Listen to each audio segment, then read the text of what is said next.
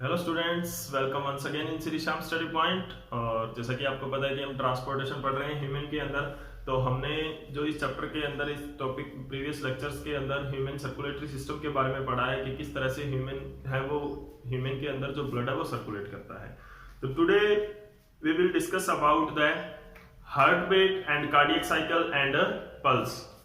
ठीक है, तो जो कार्डियक साइकिल और हार्ट बीट क्या होता है, सबसे पहले हम पढ़ते हैं कार्डियक साइकिल और हार्ट बीट क्या होता है। कार्डियक साइकिल और हार्ट बीट क्या होता है? It is the complete contraction and relaxation. जैसे कि हमने पढ़ा था कि हार्ट बीट के अंदर जो हार्ट है या जो मतलब हमने वर्किंग ऑफ हार्ट के अंदर पढ़ा था, तो वो सारा कार्डियक साइकिल ही था। उसके अंदर क्या था कि the complete contraction and relaxation of the heart की एक कंट्रैक्शन और एक रिलैक्सेशन को क्या बोलते हैं? कार्डियक साइकिल बोलते हैं। Complete cycle of contraction and relaxation of heart is called cardiac cycle और हार्ट बीट। ओके, तो क्या है कि कंप्लीट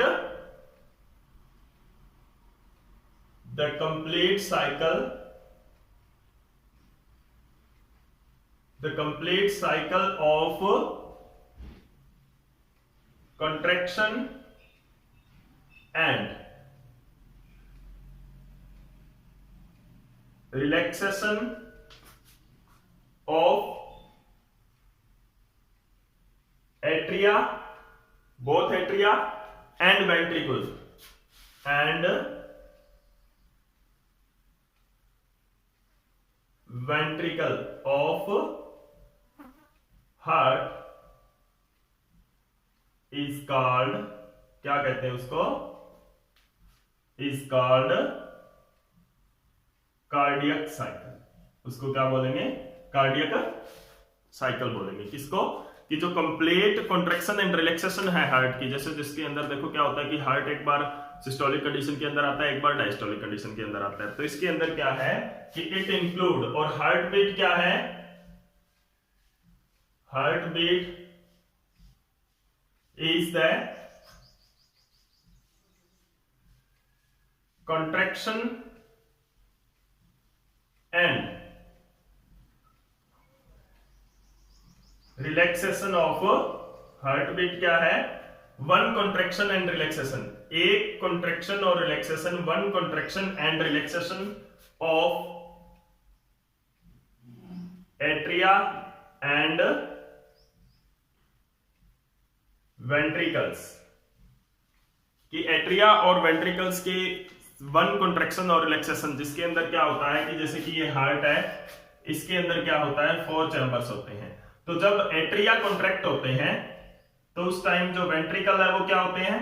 रिलैक्स होते हैं। तो during the contraction of atria की सिस्टोलिक कंडीशन के दौरान क्या होता है? वेंट्रिकुलर डायस्टोल होता है। और जब एट्रिया रिलैक्स होते हैं, जिस टाइम एट्रिया रिलैक्स होते हैं उस टाइम क्या होता है? वेंट्रिकल कॉन्ट्रैक्ट होता है। तो यानी कि हम सिंपल एक ही बात बोल सकते हैं कि एट्रिया की कॉन्ट्रैक्शन और रिलैक्सेशन, और वही क्या होगी? वेंट्रिकल की भी कॉन्ट्रैक्शन एंड रिलैक्सेशन होगी। क्योंकि जब एट्रिया कॉन्ट्रैक्ट करेगा तो वेंट्रिकल रिलैक्स है, और जब वेंट्रिकल कॉन्ट्रैक्ट करेगा तो एट्रिया रिलैक्स होता है। ठीक है ना? तो इस तरह से क्या है कि एट्रियल एंड वेंट्रिकुलर जो कॉन्ट्रैक्शन होती है उसके अंदर क्या होता है कि जब एट्रियल कॉन्ट्रैक्शन होता है तो वेंट्रिकुलर रिलैक्सेशन होता है, और जो वेंट्रिकुलर कॉन्ट्रैक्शन होता है तो एट्रियल रिलैक्सेशन होता है। तो उस दोनों जो चीजें हैं वो एक में भी आ जाती है। तो हम हार्ट बीट क्या होता है? वन हार्ट बीट का मतलब क्या होता है कि one contraction and relaxation of atria and ventricles की, वेंट्रिकल्स की one contraction and one relaxation को हम क्या बोलेंगे? हार्ट बीट बोलेंगे। और इस पूरे साइक्लिक मूवमेंट को, यानी कि ये साइक्लिक जो कॉन्ट्रैक्शन एंड रिलैक्सेशन है, इसको क्या बोलेंगे? कार्डियक साइकिल भी बोलते हैं। तो वैसे तो कार्डियक साइकिल और हार्ट बीट एक ही चीज है, लेकिन वो एक साइक्लिक डेफिनेशन में आता है, यानी कि उसके अंदर हम साइक्लिक प्रोसेस को रेफरेंस लेके हम उसको डिफाइन करते हैं। और हार्ट बीट को simple contraction and relaxation of atria और वेंट्रिकल ऑफ द हार्ट में हम डिस्क्राइब करते हैं। अंडरस्टैंड? तो this is the cardiac cycle and heart beat. अब इसके अंदर देखो क्या होता है कि the two sounds are produced during this heartbeat की कार्डियक साइकिल के दौरान क्या होता है? two sounds are produced during cardiac cycle, कि कार्डियक साइकिल के दौरान क्या होता है, ड्यूरिंग कार्डियक साइकिल के दौरान क्या होता है, टू साउंड्स है हमें सुनाई देती है। तो वो कौन कौन सी होती है टू साउंड? एक साउंड होती है लब साउंड और एक होती है dub sound. Two sound of lub and dub, यानी कि जब हार्ट बीट होता है तो किस तरह की साउंड सुनती है, लब डब की साउंड सुनती है, लब डब इस तरह की साउंड है वो हमें सुनाई देती है हार्ट बीट के अंदर। यानी कि जब भी हम स्टेथोस्कोप से ये साउंड सुनते हैं, किससे, कौन सी डिवाइस सुनाएगी ये साउंड हमें, हार्ट की साउंड है वो स्टेथोस्कोप, क्योंकि stethoscope is a device which is used to hear the minor sounds of our body parts, की हमारे बॉडी पार्ट्स की जो छोटी छोटी साउंड्स है उनको सुनने के लिए स्टेथोस्कोप का यूज किया जाता है। कि when we place the hearing component of the, when we place the body piece of the stethoscope on our heart, on our chest region, then we will hear the sound लब dub, हम लब और dub की sound है वो सुनते हैं और एक रिदमिक मैनर में यानी कंटिन्यूसली मैनर में हम इसको सुनते हैं, लब डब इस तरह की साउंड में सुनाई पड़ती है। तो ये कैसे होता है, क्योंकि क्या होता है कार्डियक साइकिल के अंदर क्या आता है, one contraction and one relaxation.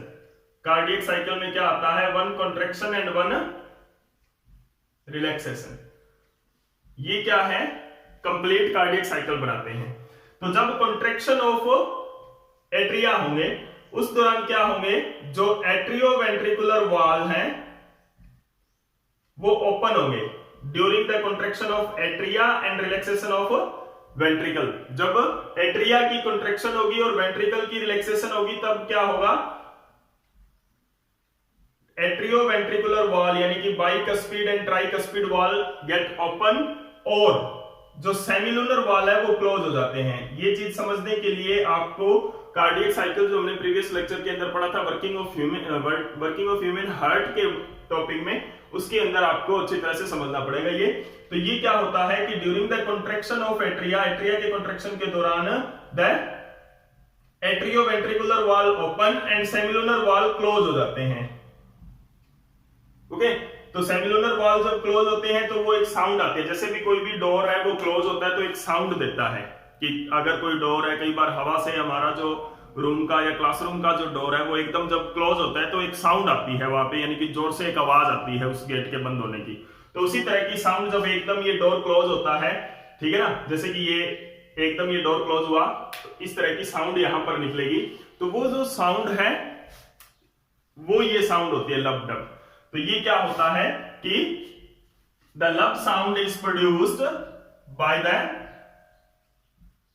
Closing of atrioventricular wall, और वो कौन से होते हैं, ट्राइकस्पिड एंड बाइकस्पिड। ये दोनों क्या है, एक साथ ही क्लोज होते हैं और एक साथ ही ओपन होते हैं। क्यों? क्योंकि दोनों के दोनों एट्रिया एक साथ कॉन्ट्रैक्ट होंगे। तो राइट एट्रियम से ब्लड जाएगा राइट वेंट्रिकल के अंदर और लेफ्ट एट्रियम से ब्लड जाएगा लेफ्ट वेंट्रिकल के अंदर।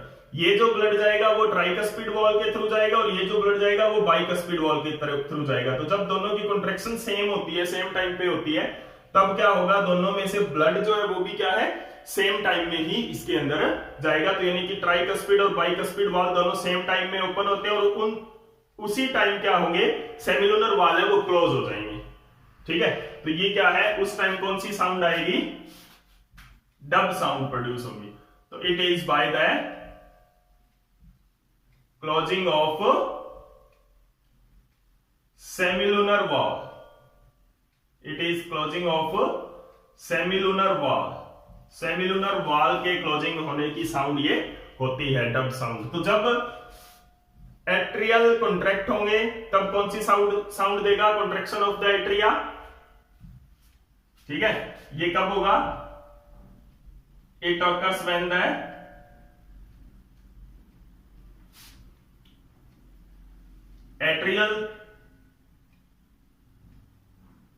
Atrial systole and ventricular diastole.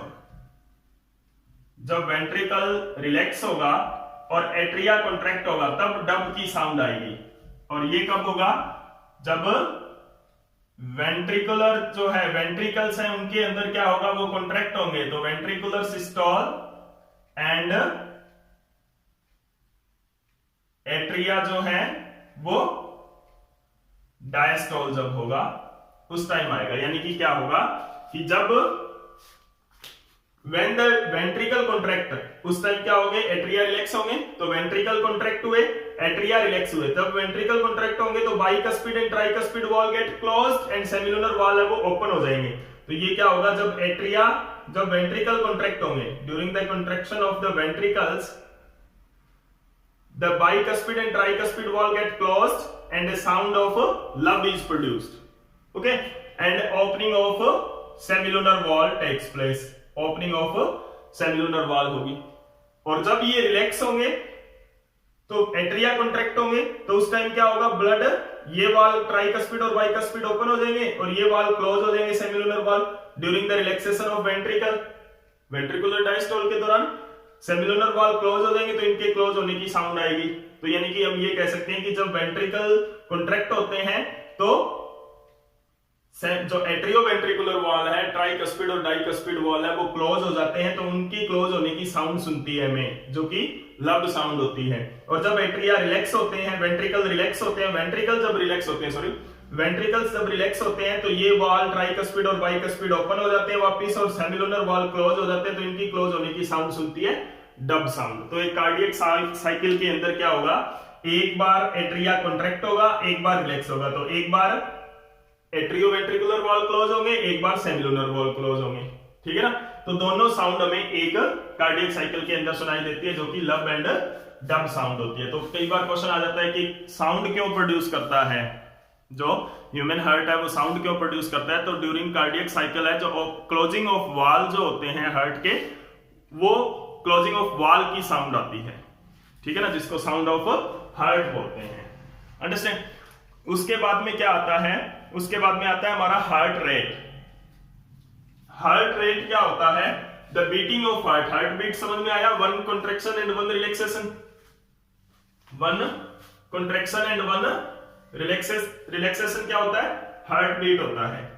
तो नेक्स्ट क्या है, हार्ट रेट या हार्ट बीट रेट भी बोल देते हैं, हार्ट रेट और हार्ट बीट रेट। तो ये क्या होता है, the total number of heart beat और कार्डियक साइकिल,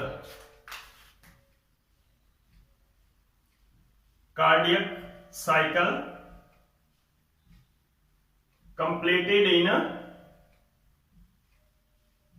1 मिनट। 1 मिनट के अंदर जितने कार्डियक साइकिल और जितनी हार्ट बीट है, जितनी बार हार्ट बीट करेगा, वो क्या होता है, हार्ट रेट होता है या हार्ट बीट रेट होता है। क्लियर है कि जितनी बार हमारा हार्ट है वो बीट किया है 1 मिनट के अंदर, तो वो क्या होता है, नॉर्मल पर्सन के अंदर जो हार्ट बीट है वो कितनी होती है, नॉर्मल रेंज अगर हम लें एडल्ट्स की 72 टाइम पर मिनट, न्यू बॉर्न बेबीज की नॉर्मल हार्ट बीट कितनी होती है, हमसे कहीं ज्यादा होती है, लगभग डबल होती है, 130 पर मिनट। छोटे बेबीज का जो हार्ट बीट है वो फास्ट होता है हमसे। और ओल्ड एज पर्सन का क्या होता है, जो ओल्ड एज पर्सन होता है उसकी हार्ट बीट कम होती है, 60 टाइम्स। हार्ट कितनी टाइम बीट करता है, 60 टाइम बीट करता है इन 1 मिनट, ठीक है ना। तो ये क्या है, different range of heart rate है, हार्ट रेट की डिफरेंट रेंज है जो नॉर्मल पर्सन के अंदर होती है। उसके बाद में क्या आता है, हमारा पल्स आता है। पल्स क्या होता है,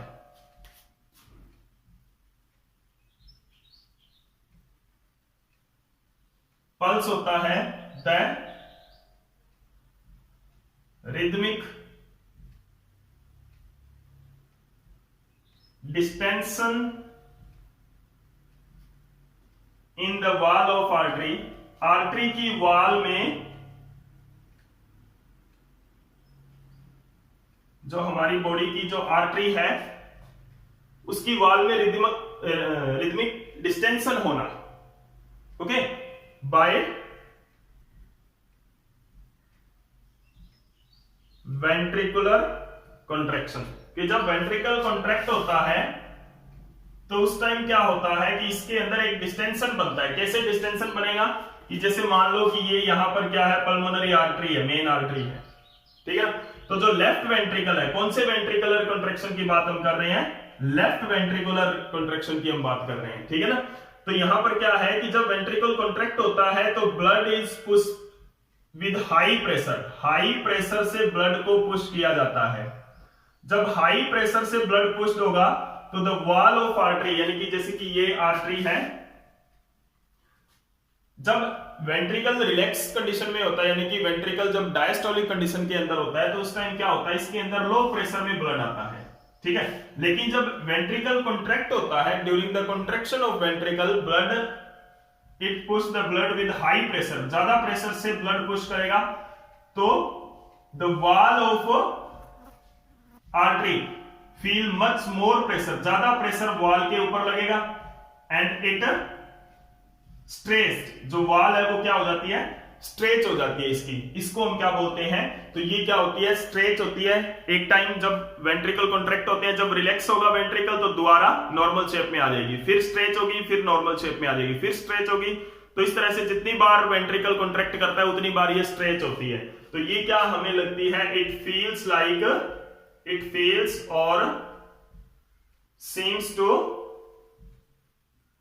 जंपिंग, जंपिंग फील हमें ये कर, जंपिंग फील हमें होता है इससे कि ये जंप कर रही है, क्लियर है कि ये जंप कर रही है। तो ये हम कहां पर आप इसको आसानी से डिटेक्ट कर सकते हैं, in the artery of rest and neck, गर्दन की और हमारे जो कलाई की जो आर्टरी है उसको हम इसको हम आसानी से हम इसको फील कर सकते हैं। जैसे कि जो मेन आर्टरी हमारे हाथ के अंदर जा रही है थंब के सामने बिल्कुल, तो यहां पर जब भी हम क्या करेंगे, place the finger at your artery like this, यहां पर तो आप क्या करोगे, जंपिंग ऑफ